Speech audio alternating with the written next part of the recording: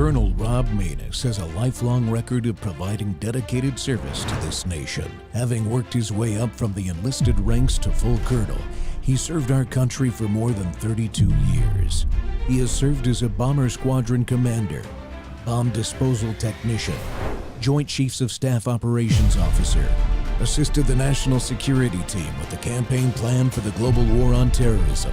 He authored the first theater nuclear war plan and served as the Vice Commander of America's largest airborne intelligence wing. Colonel Rob Maness is a true American hero.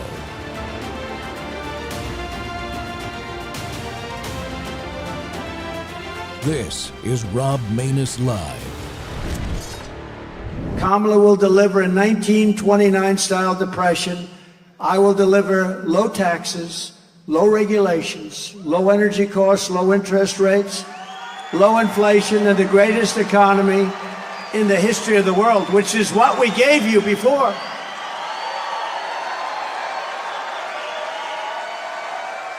We will pass large tax cuts for workers, and we will have no tax on tips, no tax on overtime, and no tax on Social Security benefits for our great seniors.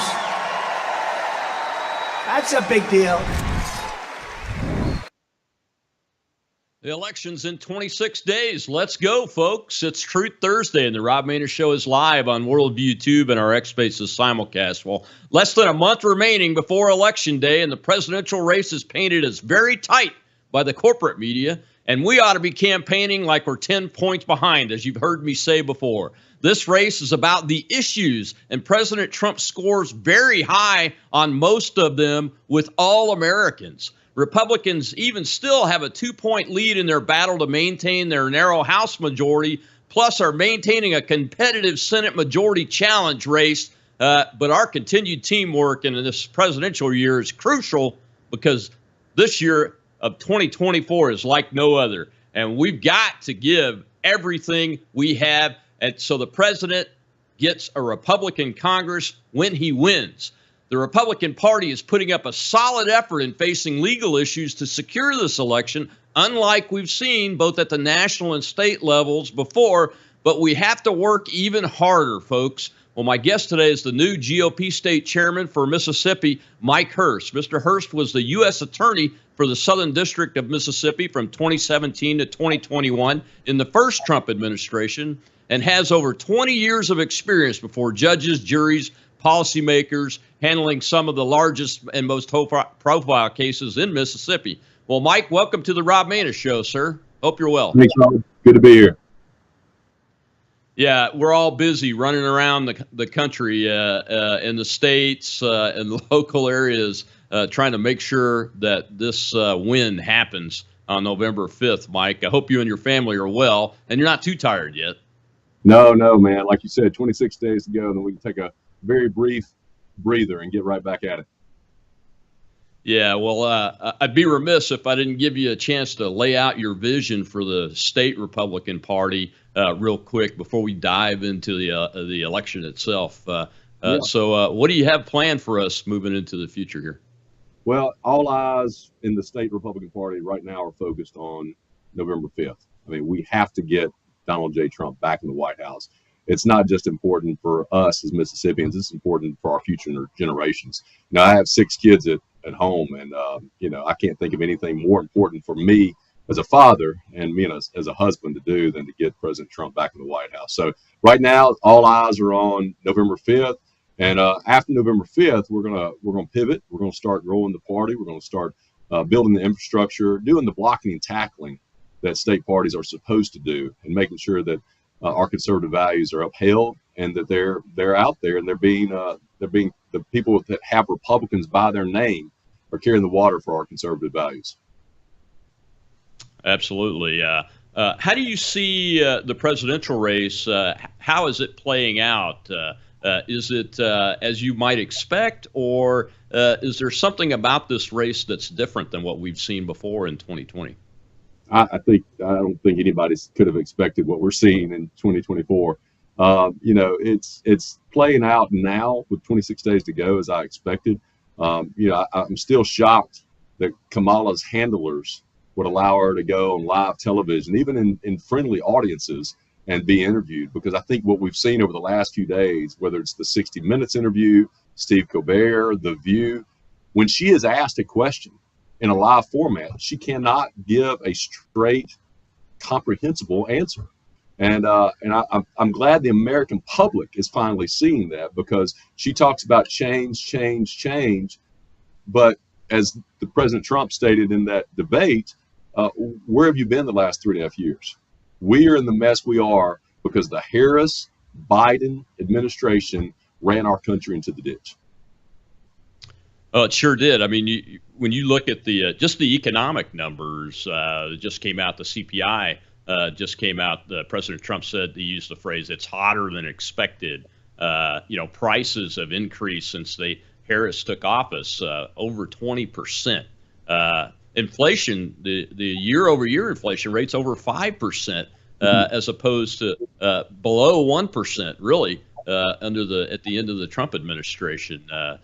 So when you see that, how do you message that to the people of Mississippi and the folks around the country that you're talking to? I think it's pretty easy. I mean, the last time I looked at it, the average Mississippi family has paid more than $20,000 extra over the last 3.5 years just for inflation, just because of the policies of Harris and Biden have implemented on it. Look, unsecured border, we have almost 20 million. And coupled with the terrible energy policy that they've shut down all types of energy. As you mentioned, the inflation, her voting for the Inflation Reduction Act that caused inflation. And all this, Rob, all this, she was asked the other day on The View, have you made any mistakes in the last 3.5 years? And she said, none, not that I can think of. Well, I can tell you one thing, every Mississippian and every American has felt the mistakes she's made, and we are paying for it. Every day, Mike, my wife does, she buys most of the groceries in the house, and occasionally she sends me because she goes, Rob, you really need to know what's happening at the grocery stores. And we are only able to get about 50% for the same amount of cash that we were spending 2 years ago of the amount of groceries for the same amount of cash. That is where I think more than just Republicans and independents see that Mr. Trump has a record of success, right? I mean, that's the really bottom line, is he's competent, right? Absolutely, and that's what I tell Mississippians. As I grow across the state, I tell them two things. One, are you better off today, October 10th, 2024, than you were when President Trump was in the White House? And Rob, not even Democrats can really lie about that. Nobody is better off today. Well, maybe illegal aliens. Maybe they're better off today with the unsecured border. But we as American citizens are not better off today. And back to your other point, this race, if it just came down to these three issues, Donald Trump will be back in the White House in 26 days. Competence, policy, and results. You put us up against Democrats, we win all day long. Yeah, I think the number one issue for a large number of Americans, more than a majority, is border security and illegal immigration, illegal aliens, and everything. What do you see? How do you see that it has impacted the state of Mississippi specifically, and how are you working to turn that around? Because I know there's been some negative impacts specifically on our state. Personally for me, Rob, when I was not only United States Attorney, but also before that an assistant United States Attorney, just a federal prosecutor, my docket included immigration prosecutions. And we had some of the biggest immigration raids in our nation's history. And I remember seeing President Trump after one of those immigration raids, and he was very excited that we were enforcing our immigration laws. And how's it affecting Mississippians? Well, those illegal aliens take Mississippians' jobs. And more importantly, we've seen over the last few months, those illegal aliens have come into our country, come into our state, and are committing violent crimes. There was an illegal alien arrested up in Pontotoc a few months ago for the rape of a young boy. There was another MS-13 gang member in small town Philadelphia, Mississippi, shooting up the town. this has real world impacts, not just in urban metro areas, but here, even in rural areas of Mississippi. Yeah, it's almost unthinkable. It's hard to really wrap your mind around the issue because I would never have thought that Mississippi would be directly impacted at such a high level. I mean, we know that we spend over $100 million a year just in our education system to support the illegals. We know that China is buying massive amounts of land around the country, and I learned lately that they're even able to buy it here in the state of Mississippi, or have in the past. I think there's some efforts on the line to try to put an end to that practice. But when the economy is hurt, once you get past the crime, wages are down because of the numbers of the people.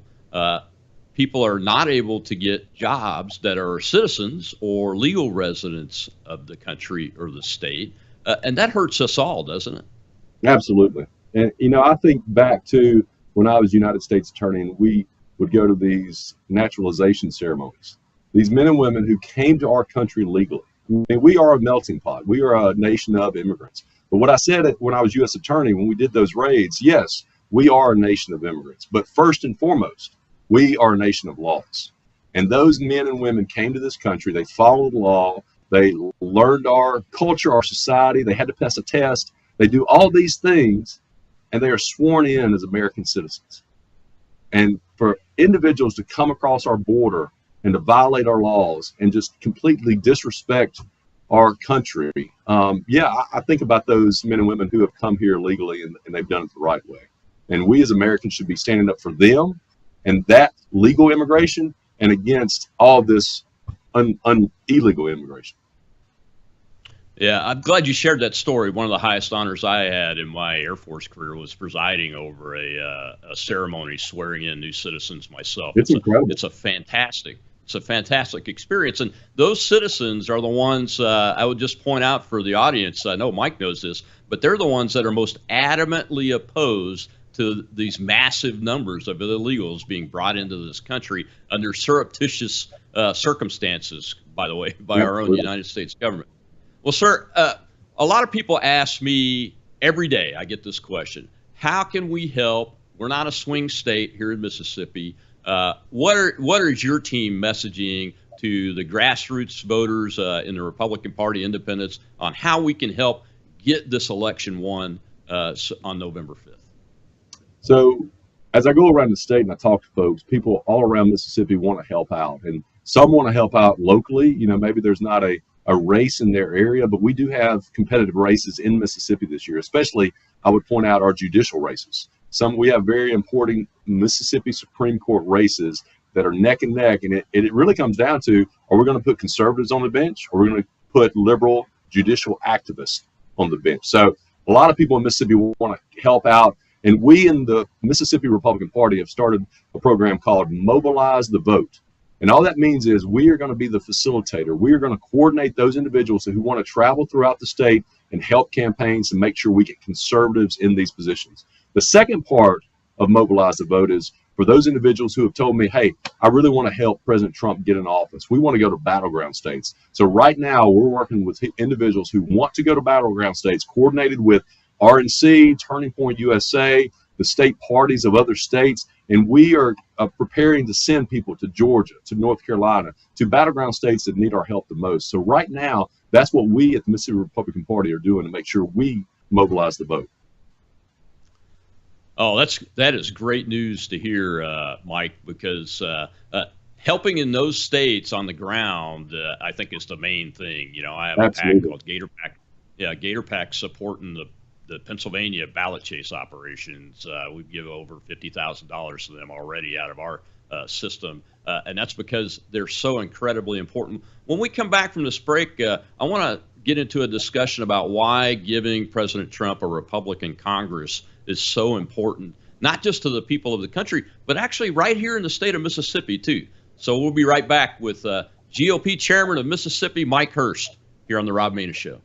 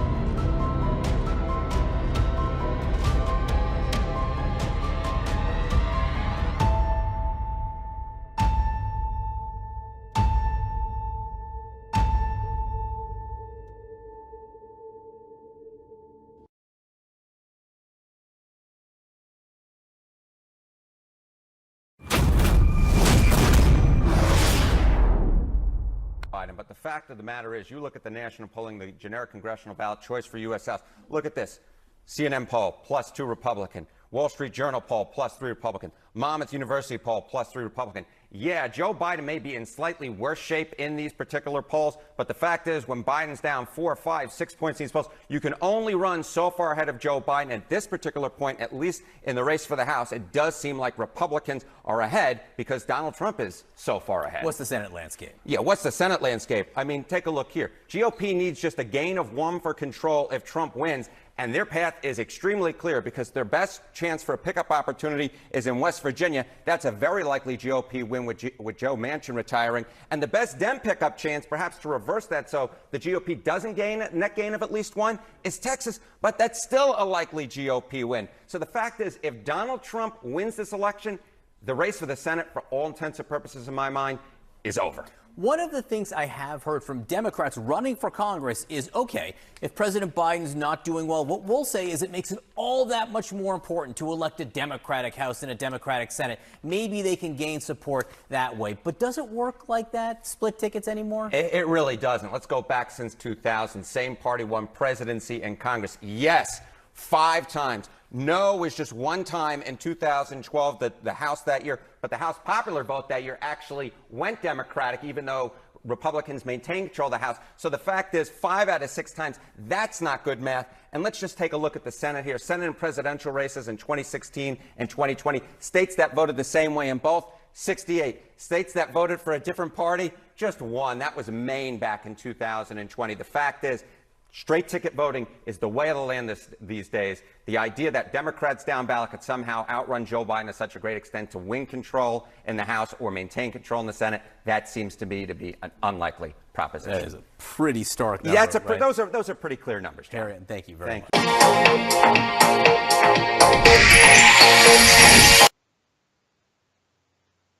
The original public. Welcome back to the Rob Maness Show on Worldview Tube and X Spaces simulcast. And we're live with the Mississippi chairman of the Republican Party, Mike Hurst, former U.S. attorney and assistant U.S. attorney, and was in the Trump administration, the first one. And Mike, we appreciate your time with us. I know you're very busy, like everybody is trying to win this election.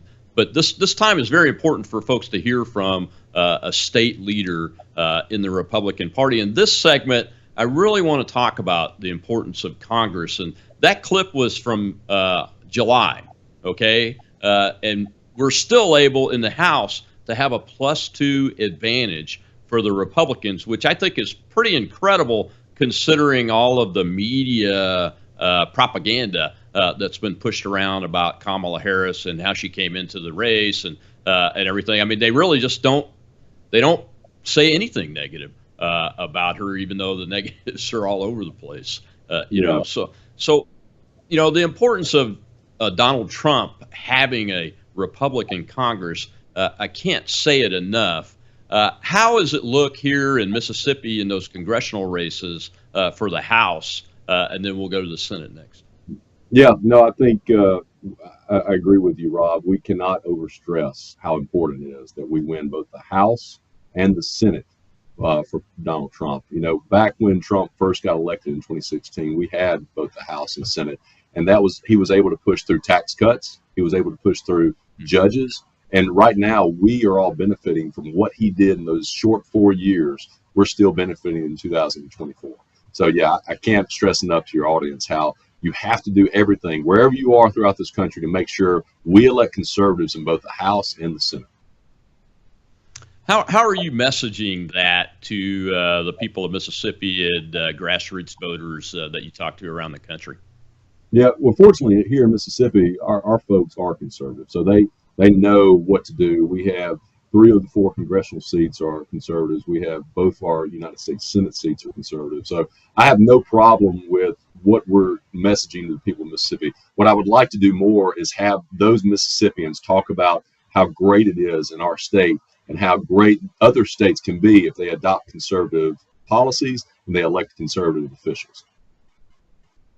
Yeah, absolutely. And unfortunately, we have a guy named Benny Thompson in the state, too. I just have to mention his challenger is U.S. Army veteran Ron Eller, who's a physician assistant I know Governor Reeves and the delegation are endorsing him, and it's a big hill to climb. But you know what? We have to challenge people like Thompson. I mean, he's just done a really disservice, not just to the state, but to the country on some of the stuff that he's pushed, like the false insurrection things and those kind of things. Yeah, he's a real disgrace. He's a real black eye to our state. And, Ron Eller is out there. He's working hard. We have endorsed him. Obviously, he's our Republican candidate for the 2nd Congressional District. But we've gone one step further, and we've created a Make the Delta Great Again task force. And we've mobilized people throughout the state to come together and mobilize the vote within the Delta and all throughout the 2nd Congressional District. That's fantastic. Thank you for doing that. Folks, you can go to X @VoteRon and find Mr. Eller on there through and all of his sites and everything through that. As far as the Senate goes, we see over the past year what it's like to have a Republican House with a slim majority and a 1-seat deficit and be the minority in the U.S. Senate. What will it mean if we can swing the U.S. Senate majority by even 1 seat and keep the House majority to the president when he gets in office? Yeah, the perfect example I can give to you is when the Senate was split and Kamala Harris was the vice president, she voted not once but twice Inflation Reduction Act, American Rescue Plan, and economists from both sides of the aisle have all said that those 2 pieces of legislation that she approved is really what has caused runaway inflation in our country. So I cannot stress it enough how important it is that we have a conservative Republican United States Senate for President Trump when he gets back in the White House. Yeah, absolutely. And here at home, Senator Roger Wicker's running for re-election. And it's very important that the president have a senior Republican that understands, and this issue right here at home for me is big as a national security guy and retired military professional, and that is manufacturing, is specifically ship manufacturing. I live down here on the coast. We have Ingalls Shipbuilding and other small ship manufacturing and shipbuilding operations. And Senator Wicker, he really supports expanding and reestablishing us as a powerhouse for shipbuilding and ship manufacturing. And that's going to be a great opportunity because he's going to be the chairman of the Armed Services Committee in the Senate, more than likely, isn't it? That's right. Yeah, and unfortunately, we had senators decades ago that saw the importance of the military and saw the importance not only of the military to our country, but the military to the state of Mississippi, whether it be Camp Shelby, as you mentioned, Ingalls Shipbuilding, many other naval air stations, Army bases across the state of Mississippi. I love that both Senator Wicker and Senator Hyde-Smith really have brought back Reagan's old theme of peace through strength. And I think President Trump has done that because when we saw President Trump in the White House, we didn't see these conflicts throughout the world. We didn't see other countries stepping in on the toes or stepping in on the areas where we as Americans have been. We saw fear and respect from other countries, and we haven't seen that in a long time with the Harris-Biden White House. Absolutely. The second of the 3 big issues that I recognize in the presidential race is getting control of the financial situation, and that's why I wanted to talk about it in the congressional segment of the show. What does President Trump's track record show about how we can get control of this out of control debt? I mean, the national debt's at $36 trillion and climbing. We're paying more for interest every year now than we pay for the Department of Defense, which is close to $1 trillion budget. What I'd really love to see our party do is go back to its principles, go back to its founding. And if you look at what was done with the Contract for America back in 1994, the balanced budget. We are the Republican Party. We, I think, Rob, are the adults in the room. We are the ones, even though it's not fun, it's not sexy, it's not what people want to hear, we have to talk about fiscal responsibility once again.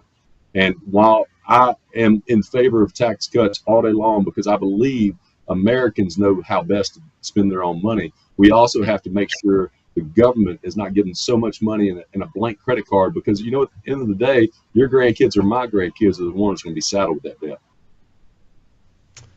Yeah, and we were just talking about the defense budget, and look, we're spending almost $1 trillion a year. I don't see an appetite for increasing that budget, but we have to increase spending in a way that we can do the unsexy things like shipbuilding, and the ones I'm talking about are merchant marine ships, not necessarily combat vessels. Although we need more of those to deter China effectively, but we need all of that to be able to deter China and reestablish peace through strength.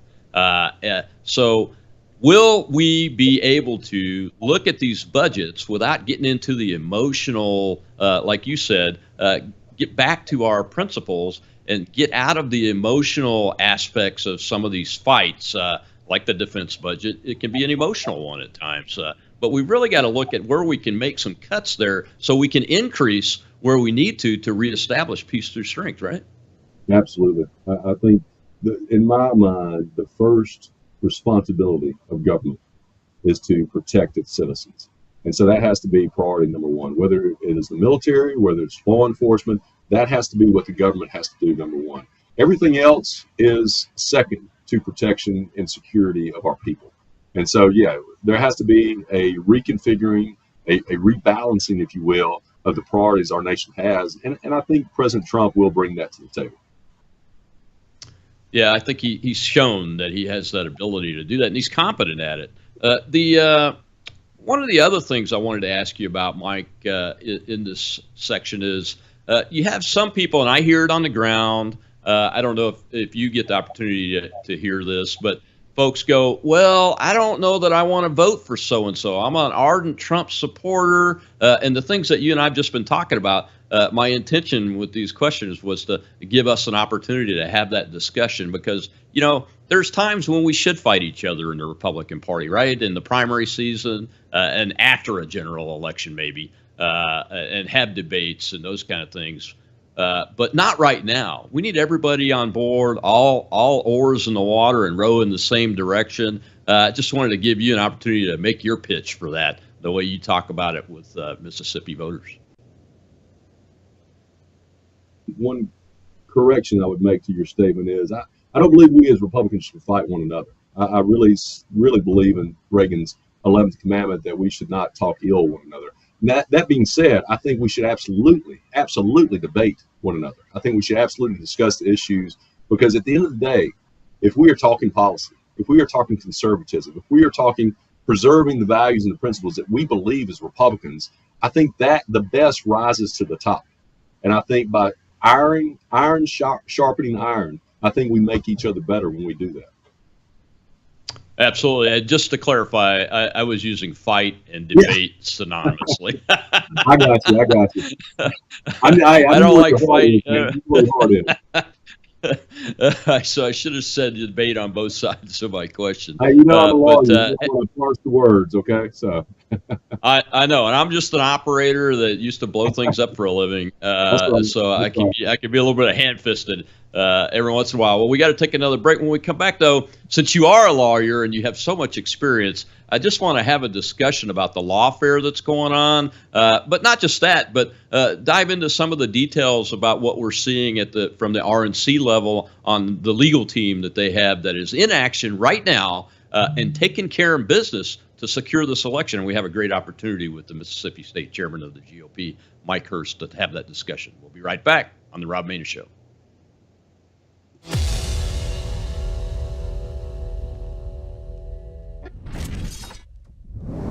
Hello, I'm Brandon House. I want to thank you for all your support at wvwfoundation.com that helps make possible pushing out 24/7 content for free. Without your support, we'd have to put it all behind a paywall. But thanks to you and your support through our foundation, we're able to push it out for free as a broadcast service and broadcast ministry of WVW Foundation. Please consider going there and setting up an automatic monthly contribution, or go there and make an occasional contribution. If you prefer to support us through the mail, you'll find our mailing address there at wvwfoundation.com. You can also call and make your contribution over the phone by calling 901-825-0652. That's 901-825-0652. Again, all these details are available at wvwfoundation.com. Thank you for your support as we try to help people around the world understand the times through the lens of a Christian worldview.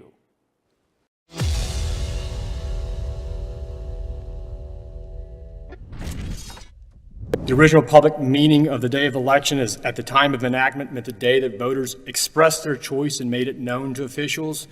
That is receipt. That is what happened in Viva Voice voting, and that's what happened in ticket voting. Nothing mattered until they dropped it in the box. And then that didn't change when America adopted the Australian ballot beginning in 1890. And the third reason is the actual text of the statute. 3 U.S.C. 1 says that electors shall be appointed on election day. Under Mississippi's law, it must wait 5 business days for voters' choices and the final selections to roll in before it can appoint people. Now, as a matter of practice, Mississippi does extend canvassing days after election. We don't dispute that, but that's not required by law. And if the Speaker of the House called up Mississippi on Wednesday after election, and they said, who did you appoint or who did you nominate to be your electors, Mississippi could do it. But under the current regime, they would have to tell the Speaker to wait 5 days before we can give you an answer. That is modifying and inconsistent with the original public meaning of the election day. The act of counting the ballots is different and separate, and that can happen 5 days, 5 weeks. Bush v. Gore can happen, in December after the election. So is your position that recounts and ballot counting and, ballot, sort of looking at hanging chads and all the rest of that after Election Day, is that preempted by 3 U.S.C. Section 1? No, Your Honor. Because what if the Speaker of the House called the Secretary of State in Florida and said, who are your electors, Bush or Gore? They would say they wouldn't be able to give them the answer, but they would still be calculating it. And we described this in our reply brief. If you get everyone in a room and they cast a vote and they put it in a box, that decision is made inside that box. You don't know the results yet, but that decision is in that box.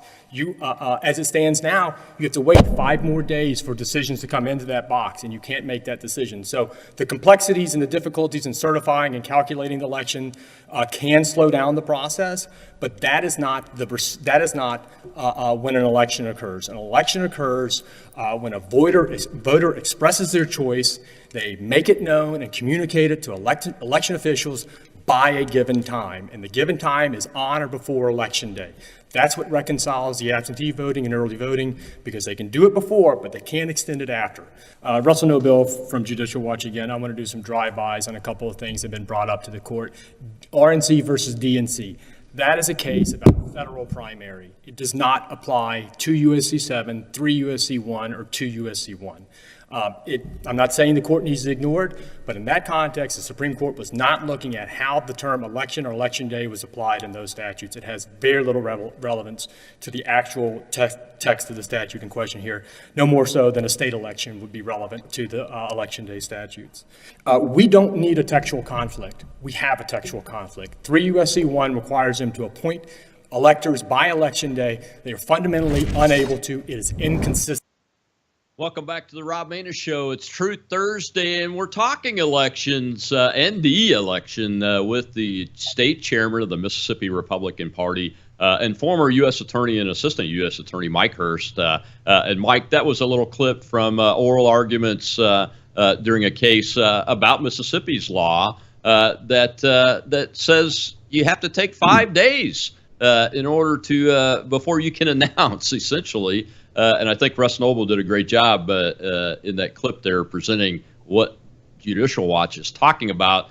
But Michael Whatley, the RNC chairman, I think we hear from him almost every day now in one way or another about the different cases around the United States, especially in the swing states, of the legal challenges that the Republican National Committee and state Republican parties are being successful with. I just want to give you an opportunity to talk about some of those, if you have anything specific, or just talk about the program, because it's a different program than what we saw in 2016 and 2020 or have seen before. Really, it's really muscular from what I can tell. Absolutely. And I know Russell Nobel really well, incredible lawyer. And just so your audience knows, the Mississippi Republican Party is also a party to that lawsuit that was recently argued in the Fifth Circuit over Mississippi law, which we believe is unconstitutional, that allows votes to to come in up to 5 days after Election Day and to be counted. That is not in accordance with law. That is not in accordance with the history and traditions of our country. And we think the court should strike it down, and we hope the Fifth Circuit does that. But back to your point about Michael Whatley and the RNC, I was texting with Chairman Whatley yesterday. He checks on Mississippi. He is very close to our state and make sure that we have everything we need. But what he's done, he and Laura Trump, the co-chair of the RNC, what they have done in setting up a full-time, permanent election integrity department at the RNC is like something we've never seen before. And I saw some numbers earlier this week.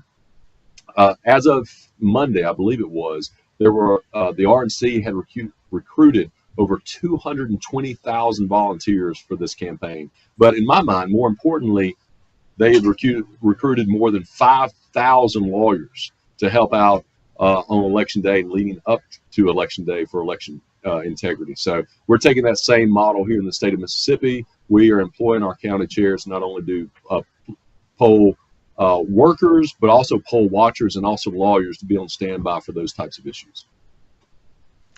Now, is the party providing poll watcher training? Absolutely. And do folks find out how to sign up for that through the website?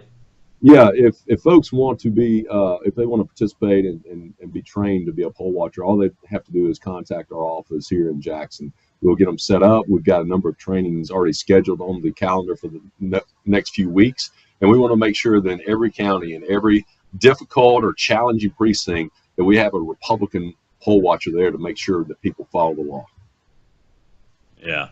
Yeah. Are you concerned at all in the swing states? I'm sure as an attorney, it's your hobby to look at election law issues in the swing states, in addition to your former role. What are the types of issues that you might be seeing in an Arizona, Pennsylvania, Michigan, Wisconsin, Georgia, North Carolina situation that are of concern to you that Chairman Whatley and Laura Trump know about and have a plan of action for?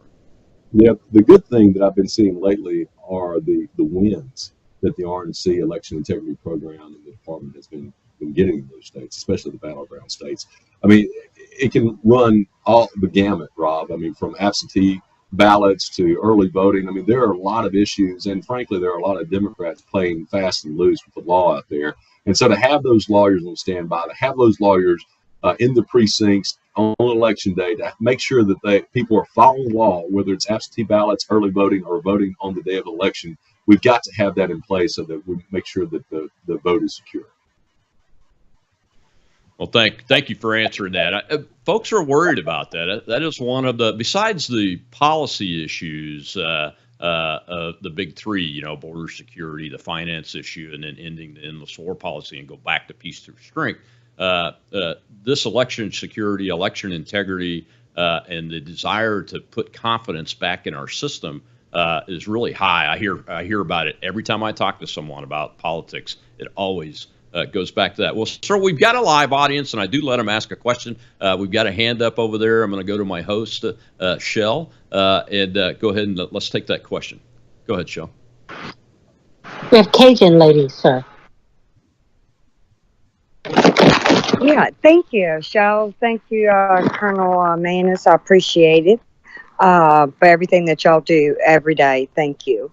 My question is, so I'm in my early 50s. I'm about to say 30s, early 50s, and I'm really honestly concerned about our government. Right? I don't trust them, and I guess what I wanted to know is what is your take or like your opinion on like the government overreach we're all seeing in America? Like, I think it needs to be smaller, in my opinion. What do you think about like what's going on with that, with the overreach, Colonel Maness? That's a great question, Mike. Go ahead. Yeah, and thank you for the question. Yeah, I've been seeing government overreach ever since I was a kid. I mean, my grandfather told me many years ago that we were Republicans because we were self-sufficient, we were resilient, and we did what we had to do in our community to make it safe, to make sure it was protected, and to make sure folks were taken care of.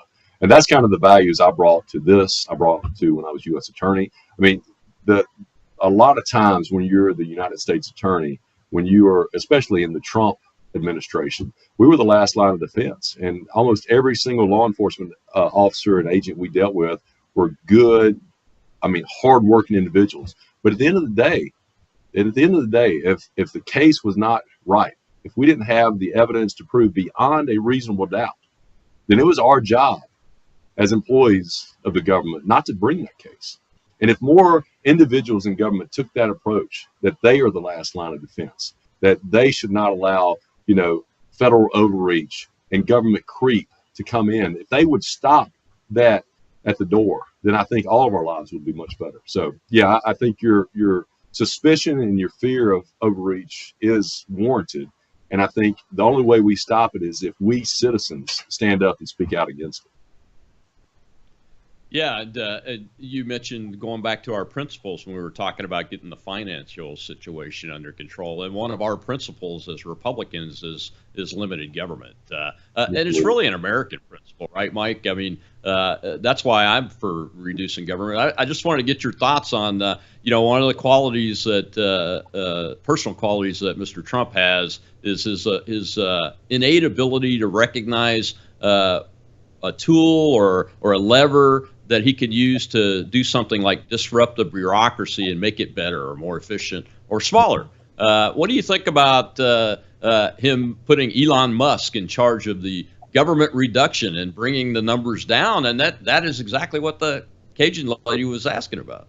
Well, it's funny you say that, Rob, because I tell my kids and I tell my wife, when we drive through town, a lot of times we pass a Chick-fil-A. And if any of your listeners have driven through the drive-through or even gone into a Chick-fil-A, the service is fast, it's efficient, your order is right. And at the end, they all say, "My pleasure." Can you imagine if Chick-fil-A were to run our government, or the people who run Chick-fil-A? I mean, and that's what I think Trump comes to this as a businessman. He is proposing to bring Elon Musk in to cut the waste, fraud, and abuse. I think it's great. Because I think that's what our government has needed for a very, very, very long time is, look, get the bureaucrats out of the way and let's run this thing efficient and let's make sure the taxpayers' dollars are being used in the best way. Yeah. Do you think that's why the bureaucracy pushes so hard against his potential election? Because you could see it every day when you're really paying attention to this election. Yeah, it's a threat to their very existence. I mean, I think Ronald Reagan said it, the closest thing to immortality on the earth is a government program. And I think you could probably throw in there a government bureaucrat as well. I mean, you mentioned a while ago, limited government is in our blood. It's in our DNA as Americans. I mean, the whole reason we had the Revolutionary War was the oppression of the British government. And so, yes, we need to go back to those days where we lived as independent, free, liberty-loving Americans. Absolutely right, sir. We couldn't live without, as an American, without having that quality of us. So we got to take our last break. When I come back, though, I want to focus more on state legislative priorities that you may be thinking about. Of course, I have a little bit of a cheat sheet because I'm on the Harrison County Executive Committee for the Republican Party, and I helped put together our legislative priorities, which I know we gave you. So my first question will be about one I think that both of us totally agree on, but I don't know the whole legislative priority agenda for the state party itself, only my own county party. And I look forward to that discussion here in just a minute on the Rob Maness Show, Worldview Tube Live, and X Spaces simulcast. We're talking with the Mississippi Republican Party Chairman, Mike Hurst. We'll be right back.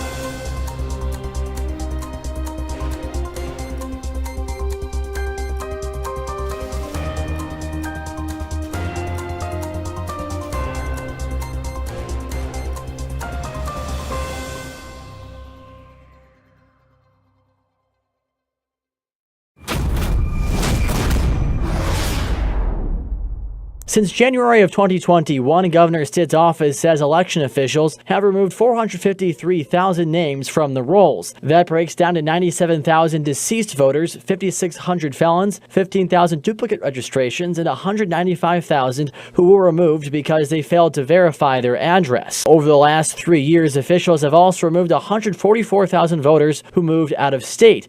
Thanks to new legislation approved by lawmakers, those voters can be removed as soon as they put down roots in a new state. We're now able to remove voters automatically if we receive notification from another state that they've surrendered their driver's license in another state. Welcome back to the Rob Maness Show on Worldview Tube and our X Spaces simulcast. And I guess today is the chairman of the Mississippi Republican Party, Mike Hurst, and we've been discussing everything from the presidential race, congressional races, the legal issues associated with the race that the RNC is very much on top of, along with its teams of organizations and network that it's working with. And now I want to turn to the state legislature and legislative priorities for Republicans in the state of Mississippi. And as I mentioned before the break, Mike, I'm on the Harrison County Republican Executive Committee, and I got to help put together our legislative priorities, and we transmitted them to your team about a week ago or so. But our number one issue is election integrity. And within that, the number one issue that we want to see legislation on is to empower the Secretary of State to periodically and systematically clean the voter rolls. As you saw in that clip there, that's from Oklahoma. They passed legislation for that. So I know you guys are involved in the lawsuits that you mentioned earlier and those kind of things from the state level on election integrity and getting that worked out. But what about legislation moving forward? Where are you at as far as that being a priority? And then let's talk about some of the other legislative priorities that you've been able to put together since you came into office. Yeah, and what I would point your audience to is to go to msgop.org. And if you click under Our Party, you'll see the platform for the Mississippi Republican Party. And I think everything we do, whether it be in the courtroom with filing lawsuits or whether it be at the state capitol with legislation and policy, our platform is going to inform everything that we as a party do. And I think if you look back at that, a lot of the things that you guys in Harrison County, Rob, are focused on, that'll be what we are focused on as well as the Mississippi Republican Party. I can't for the life of me understand how we can't or should not be cleaning up voter rolls with dead people on it. Or as in that clip you showed, with people who have gotten driver's license in other states. How, I mean, this is why people are fed up with government, because there's no more common sense left in government. That seems like the easiest, most common sense idea is a person gets a driver's license in another state, take them off the voter rolls in your state. So, yeah, I completely agree with you on that. Yeah, and one of the things that I've learned in looking at that issue, and the reason why I support it too personally, and not just as a party member here in the county, to give the Secretary of State the power to do that is because he doesn't currently have it. That's right. It's down at the clerk level in each county, and it's hit and miss. So what I want to do is take aim at this the issue of, well, you've got 430,000 plus illegal voters on your rolls issue that just opens up to the whole conspiracy theory thing, but is a reality that we've got to face down, because it does open up a window for voter fraud, doesn't it, when you have so many ineligible voters on your rolls? Absolutely. Now, fortunately, a number of years ago, we passed voter ID, having voter ID for elections, which is great. But as you said, anytime you have deceased, anytime you have voters who have moved, anytime you have voters who are not eligible or should not be eligible to vote, they shouldn't be on the rolls. And it should be that simple. So, yeah, I applaud your efforts to try to give the Secretary of State more authority to do this, because unfortunately, some at the local level may not want to do that. It might be in their benefit to keep those individuals on the rolls.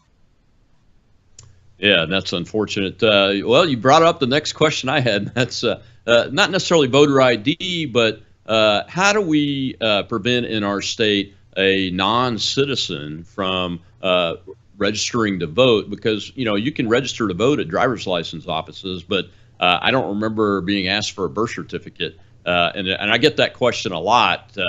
And we're looking at, is there a piece of, a gap in the current law that we need to somehow fill to prevent that? Yeah, and I'm going to be honest with you, I'm not sure. I know when I took all my kids to go get their driver's license, I had to bring a birth certificate for them. Now, someone raised with me at an event the other night, well, what if I come to Mississippi from another state and I bring my driver's license from another state where they did not require birth certificates? Right now, I do not know the answer to that, but we will know the answer to that before the legislature kicks off in January. Yeah, absolutely. That's one of the two on our list from an election integrity perspective, because we want to investigate that. Because I did come here from another state, and nobody asked me for a birth certificate then either. So I have a little bit of experience with that. Well, we got one more question from the audience, sir. Before we close the show out, I want to go ahead and take it. It's from Josh, and he says he's a Gen Z patriot. Yeah, so I completely agree with you guys on reducing the government bureaucracy. But I was just curious your opinion on how we can convince people who have concerns about, people being unemployed because of the reducing of the government bureaucracy. Because I've engaged with people on that topic, and personally, I think that there's plenty of jobs that they can fill, but how do you think we should go about convincing those people with those concerns? Yeah, no, that's a great question, Josh. One, I would start out with exactly what you said, which is as the governor of Mississippi says often, there are many, many more jobs than people in the state of Mississippi. If you want a job in the private sector, you can go for it.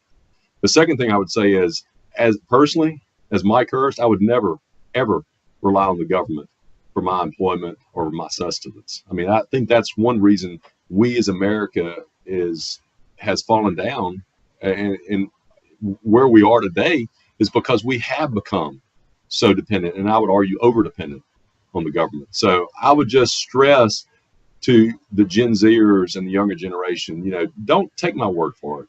Just look at history. Look at what has happened when the government has creeped into more and more of people's lives, and people become reliant and dependent on it. And it's, in my opinion, it's all downhill from there. Yeah, I would just add to that that we see examples of that every day now, Mike, because the federal government is so vast and so large. The issues going on in Western North Carolina with the lack of coordinated response in a timely manner. I mean, those are examples of an overgrown, over-complex government bureaucracy with too many parts that keep it from being effective and doing the job it's supposed to do for the American people, doesn't it? But what I also love in response to the natural disasters, whether it's North Carolina, Florida, or even back when Katrina hit us, I mean, what I love is to see the resilience and the tenacity, the initiative that American people take when their neighbor or their community members are in trouble. They don't wait for the government. We in Mississippi, we don't wait for the government. We jump in that boat, we jump in that four-wheel drive, and we go take care of folks. And I think that's what the American spirit is. Yeah, and that's what we're seeing in East Tennessee, Western North Carolina. That reminds me of a question I forgot to ask you about. I saw a report, it was very brief yesterday, about how the National Republican Party, Chairman Whatley, has said he's going to make sure that the party apparatus is engaged in Western North Carolina, make sure that folks up there, because it's Trump country when you look at the map, okay, and how they're going to get their ballots cast in a lawful, safe, and effective manner so that they get to show their voice. Are you aware of how that's going to look and how it's going to work, and if there's anywhere that people can volunteer to help with that from outside the state? I think there are a number of websites you can go and volunteer to help. What I would tell you is I know the RNC and even the North Carolina Republican Party are working overtime with the state legislature there to make sure that the laws are passed, laws are suspended, whatever needs to happen in order to ensure those who have been affected by the natural disasters are able to cast their vote. So I applaud them for that. Yeah, I'm excited about it. The reason I asked the question is before I came on the air, a activist actually asked me that question when I was at the Republican Party headquarters this morning here in Harrison County. So I'm trying to find an answer for her so she can call the number and volunteer to help, because that's very important that we get that population out to vote. I think it could be a key to the president winning North Carolina, which is a swing state. The one last question, sir, and that is moving forward, how will the state party do things to enact its platform, if in any way different than what it's done in the past? And what I'm thinking about is Governor Reeves just tweeted out, I think less than 3 days ago, I saw it. I see a lot of tweets about eliminating the income tax again.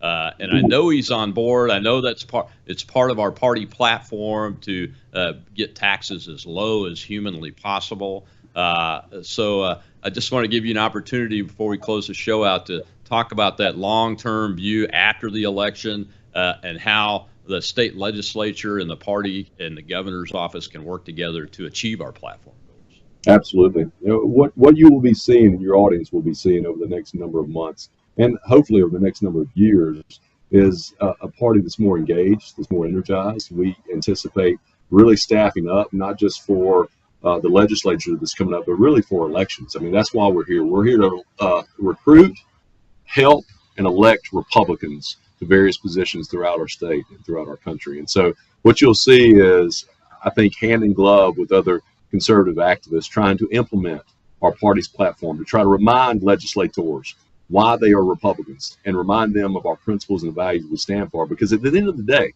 if we're not doing that, if we're not advocating for those principles and values that are found on our platform, then what's our purpose? Why are we here? And so I think you'll see more of that in the coming days. Well, thank you very much for that answer, and thank you for what you're doing, Mike. God bless you and your family. I hope everybody's doing well. We'll all be rowing in the boat the same direction with eyes on the prize on November 5th. Tell folks where the website is one more time and how they can find you guys on X. I know the party's active on X before I let you go. Absolutely. You can go to msgop.org and Mississippi GOP on X or the former Twitter. So come check us out, and if you're in Jackson, stop by and say hello. Will do. Thank you very much. Mike Hurst, the chairman of the Mississippi Republican Party, folks. Go check him out. He's got a long-term vision, but he's also focused on the fight against the Democrats to put President Trump and a Republican Congress in office and protect the vote. That's key and important, and we couldn't ask for anybody with better experience in order to do that, a former U.S. attorney. So Monday, it'll be More War Monday again, but this time we'll bring Chad Caton in, who is deployed up into Eastern Tennessee, Western North Carolina, work in a field hospital and helping folks still in that recovery there. So we'll get some more reporting from the ground if he's in a place where he has the technical ability to do it. I'll see you then on the Rob Maness Show on Worldview Tube and X Spaces simulcast.